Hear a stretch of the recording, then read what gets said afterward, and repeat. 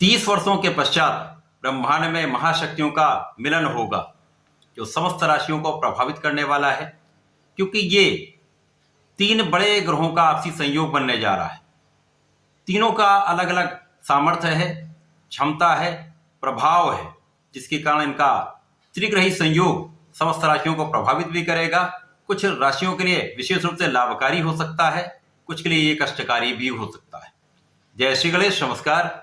मैं आचार्य संजय द्विवेदी। मेरे समस्त प्रबुद्ध दर्शकों का मेरे चैनल पर हार्दिक स्वागत है। आज मैं ब्रह्मांड में जो स्थिति बन रही है, 3 बड़े ग्रहों का संयोग बन रहा है, जहां पर शनिदेव जो कुंभ राशि में अपनी मूल त्रिकोण राशि में अत्यंत प्रबल अवस्था में शश नामक महाराज योग में है।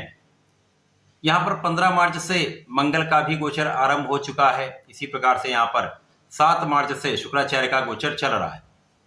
अभी तक यहाँ पर शनिदेव अस्त अवस्था में थे, परंतु 17 मार्च से ये उदय अवस्था में आ जाएंगे, जिसके कारण इन 3 बड़े ग्रहों का, जिनकी विशिष्ट क्षमताएं हैं, उनका त्रिग्रही योग बनेगा जो बड़े लाभ करा सकता है, अथवा कहीं ना कहीं ये किसी के लिए कुछ कष्ट का कारण भी बन सकता है। ये उन राशियों के लिए, जिन राशियों में ये किन किन भावों में स्थित हैं, उसके अनुसार ही परिणाम की प्राप्ति हो सकती है।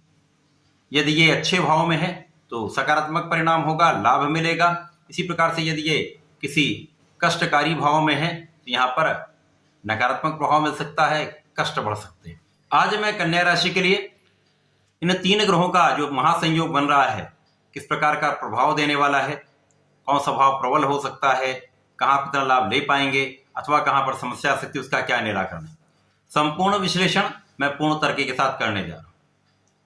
प्रिय दर्शकों, यदि हम कन्या राशि के लिए अवलोकन करें तो शनिदेव यहां पर आपके पंचम के स्वामी तथा षष्ठम के स्वामी,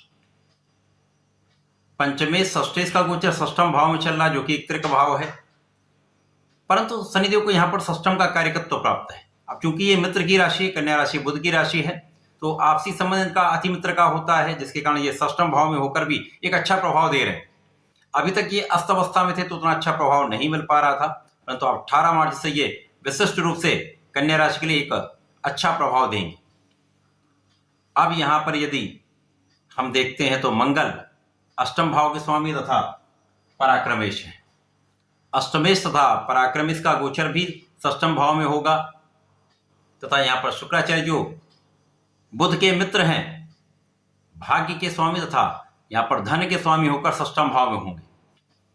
यद्यपि शुक्राचार्य भी षष्ठम भाव में एक अच्छा प्रभाव देते हैं, परंतु जो अच्छा प्रभाव मिलेगा वो तो मिलेगा ही, परंतु जहां पर कुछ नकारात्मक स्थिति बन रही वो भी प्रभाव मिलेगा। अब ये त्रिग्रही योग षष्ठम भाव में होकर षष्ठम भाव को प्रबल करने वाला होगा। शनिदेव जो कर्म प्रधान देव है, कर्म फलदाता है, न्यायाधीश हैं, ज्ञानी हैं, अध्यात्म के कारक हैं, अंधकार अवसाद के कारक हैं, कार्य क्षमता के कारक हैं, धैर्य के कारक हैं। शनिदेव जो एक लंबी अवधि के ग्रह हैं, लंबी समय तक अपना प्रभाव देते हैं, संपूर्ण रूप से सामर्थ्यवान ग्रह हैं, क्रूर भी हैं, बुध के मित्र भी हैं, तो ये इसी प्रकार से इनका फल भी प्राप्त होगा। अब मंगल बुध का आपसी संबंध मित्रवत नहीं होता है, परंतु यदि यहाँ पर स्थितियों को देखें तो यहाँ पर बुध के साथ तात्कालिक मैत्री के भाव में है, जिसके कारण समभाव बन जाता है। तो यहाँ पर कोई बहुत बड़ा नकारात्मक स्थिति नहीं बन रही, परंतु मंगल यहाँ पर अष्टम के स्वामी होकर षष्ठम भाव में है, पराक्रमेश भी। बुध शनि का मित्रवत संबंध है, बुध शुक्र का मित्रवत संबंध है। यहाँ पर शनि और मंगल का समभाव में होते हुए वर्तमान समय में स्थिति अच्छी हो रही। शुक्र और शनि का आपसी संबंध अति मित्र का है, तो ये षष्ठम भाव को संपूर्ण रूप से प्रबल करने जा रहे हैं। अब षष्ठम भाव किस चीज का है? षष्ठम भाव रोग, ऋण, शत्रु का है, नकारात्मकता का भाव है, त्रिक भाव है, तो इस भाव की वृद्धि हो जाएगी। तो यहां पर सबसे पहले तो जो लोग ऋण लेने का प्रयास कर रहे हैं, बहुत समय से लगे हुए, उनका ऋण पास नहीं हो पा रहा है, ऋण प्राप्त नहीं हो पा रहा है, कहीं ना कहीं कुछ अवरोध हो जा रहा है, तो वो ऋण आपको प्राप्त निश्चित रूप से हो जाएगा। ये कुछ भी प्रयास कर लेंगे, यहाँ पर थोड़ी भी अपनी क्षमता का प्रयोग कर लेंगे, तो यहाँ संपूर्ण रूप से आपको लाभ मिलेगा। ऋण से आप अपने व्यापार को बढ़ा सकते हैं, अपने कार्यक्षेत्र में वृद्धि कर सकते हैं, प्रोफेशन में आप आगे बढ़ सकते हैं। इसके लिए सर्वश्रेष्ठ समय। परंतु जो लोग धन देने का कार्य करते हैं उनके लिए बहुत अच्छा समय नहीं। जो लोग किसी को धन दे चुके हैं उनकी वापसी का योग कम से कम बन रहा है। तो यहां पर यदि आप प्रयास करेंगे धन आपका वापस आ जाए तो यहां पर विवाद की संभावना बढ़ जाती, क्योंकि मंगल भी क्रूर ग्रह है। अब यहां पर दो महाबलशाली ग्रह हैं। मंगल पराक्रम के कारक हैं, साहस के कारक हैं, विवाद के कारक हैं, लड़ाई झगड़े के कारक हैं, परंतु ये क्षमता के भी कारक है। तो यहां पर विवाद बढ़ने की आशंका भी होती है। इस विवाद के कारण कानूनी समस्याएं हो सकती हैं। यहां पर आपको सजग रहना हो। परंतु यहां पर प्रबल रूप से शत्रुहंता बन रहा है। यह शत्रुहंता आपके शत्रुओं पर संपूर्ण विजय कराने वाला हो। कानूनी समस्याओं में भी आपको लाभ देने वाला होगा। आपका पक्ष बलवान रहे, परंतु मानसिक तनाव, शारीरिक कष्ट तो होने ही वाला है। तो यहां पर आपको सजग रहना। यहां पर जो लोग एडिक्शन में है, किसी प्रकार के व्यसन में है, किसी प्रकार की लत में है, उनको इसको छोड़ देना चाहिए या बहुत कंट्रोल कर लेना चाहिए, क्योंकि इसके बढ़ने की आशंका, भोग विलास बढ़ जाता है इस समय। तो यहां पर इस पर नियंत्रण रखना आवश्यक है। लेकिन इस समय में आपकी आयु की संपूर्ण सुरक्षा हो रही है, आपके स्वास्थ्य की संपूर्ण सुरक्षा हो रही है, आपके आध्यात्म की गुणों में वृद्धि हो रही है, आपके विशेष ज्ञान में वृद्धि हो रही है। जो लोग रिसर्च के क्षेत्र में हैं, खदान के क्षेत्र में हैं, भूगर्भ विज्ञान के क्षेत्र में हैं, विशेष ज्ञान के क्षेत्र में हैं, इंजीनियरिंग में हैं, तो यहां उनके लिए सर्वश्रेष्ठ समय है। बहुत बड़ा लाभ मिल सकता है। अब यहां पर धन तथा भाग्य के स्वामी शुक्राचार्य भी हैं, षष्टम त्रिक भाव है, निश्चित रूप से यहां पर निर्बलता आएगी। तो यहां पर अचानक धन का लाभ तो आपको मिलेगा ही। पारिवारिक संपत्ति से लाभ मिल सकता है, अचानक कहीं ना कहीं से धन की प्राप्ति होगी, परंतु धन का संचय आप नहीं कर पाए, अकारण ही धन का व्यय भी हो सकता है। भाग्य का उतना साथ आपको नहीं मिल पाएगा इस समय में। लेकिन यहां पर आपका परिश्रम सर्वश्रेष्ठ रहने वाला है। यहां पर अपना प्रयास आप रेगुलर करते रहेंगे।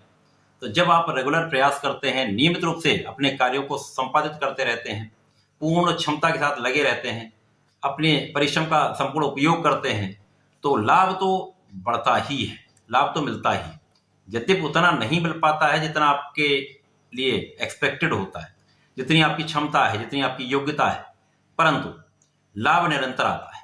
परिवार के मध्य में वाणी के कारण विवाद की आशंका अवश्य होती है। यहाँ पर अपने वाणी पर नियंत्रण रखना होता है, क्योंकि यहाँ पर बुध जो आपके लग्न के स्वामी हैं वो नीचे राशि में भी है, राहु के साथ जड़ दोष में भी। तो समय में बहुत विचार करके बोलना चाहिए। समस्याओं का समाधान विचार करके ही करना चाहिए। तात्कालिक निर्णय लेने से समस्याएं हो सकती हैं। जीवन साथी के साथ समस्या आ सकती है, वाद विवाद भी हो सकता है, शारीरिक स्वास्थ्य में निर्बलता भी आ सकती है। तो यहाँ पर आपको सजग भी रहना होगा, ध्यान भी देना होगा। इस समय में विदेशी व्यापार से अच्छा लाभ मिल सकता है। यात्राएं आपके लाभान्वित करने वाली हो सकती हैं। कार्यक्षेत्र में कहीं ना कहीं आपका प्रयास आपको सकारात्मक प्रभाव देगा, परंतु कुछ चीजों पर आपको ध्यान देना होगा। अपने व्यसन पर नियंत्रण रखना होगा, वाणी पर नियंत्रण रखना होगा, किसी को धन उधार नहीं देना। तो यदि आप इतना कर लेते तो इस समय में बहुत कुछ कष्ट की स्थिति नहीं, आपका कार्य चलता रहेगा, धन भी आता रहेगा, बड़ी कोई समस्या नहीं, केवल संचय नहीं हो पाएगा। तो यहां पर प्रयास करें, अपना कार्य में पूर्ण निष्ठा के साथ कार्य करते रहें, यह समय आपको लाभ दे जाएगा। इस समय में आपको नियमित रूप से भगवान भोलेनाथ पर जलार्चन करना चाहिए। प्रत्येक बुधवार को भगवान भोलेनाथ पर जलार्चन भी करें, बेलपत्र का अर्पण करें। दूर्वा का यदि अर्पण कर देते हैं तो निश्चित रूप से में आपके बुद्धि का बल भी प्रखर होगा, व्यापारिक उन्नति भी होगी, प्रोफेशन में लाभ होगा, नौकरी में लाभ होगा। तो यहाँ पर संपूर्ण रूप से आपके लिए एक संतुलन की स्थिति बन जाए, आपके लिए अच्छा लाभ मिल सकता है। तो ऐसे इन स्थितियों का लाभ लेकर आप इसका उपयोग करें। धन्यवाद, नमस्कार।